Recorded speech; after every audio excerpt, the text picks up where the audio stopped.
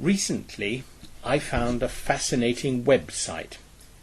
It is the story of Alderley Edge, which is a village south of Manchester.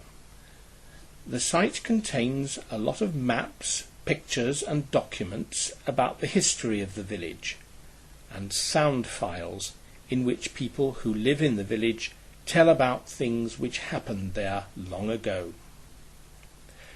One of these is about the Bodysnatchers of Alderley Edge. In the 19th century, the medical schools needed human bodies in order to train student doctors properly. Sometimes unscrupulous people dug up bodies which had recently been buried and sold them secretly to the medical schools. This happened once in Alderley Edge, as Brian Hobson tells us. There'd been a funeral of a lady and a girl, and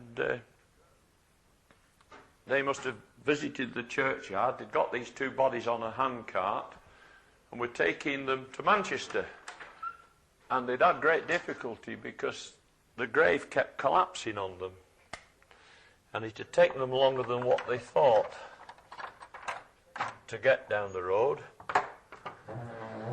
And they got as far as Whitebarn, and it became daylight.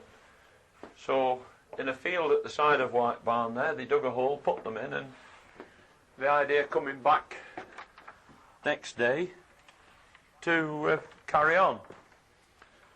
Well, in the meantime, whoever it was living at Whitebarn Farm at the time, he'd come down the field and he noticed the soil had been disturbed, and he thought poachers had been that night and buried the pheasants in there.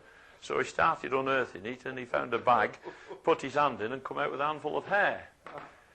So they laid in wait for this gang to come back, and there was 3 of them. They caught 2 of them. One escaped over the fields towards Chorley Hall, and they got the other 2. And the only thing they could take them to court on was the fact that the wedding ring off the woman's finger. But I've got all that documented as well. Beautiful story. Section of it. Yeah, they used to sell the bodies at Manchester University or wherever.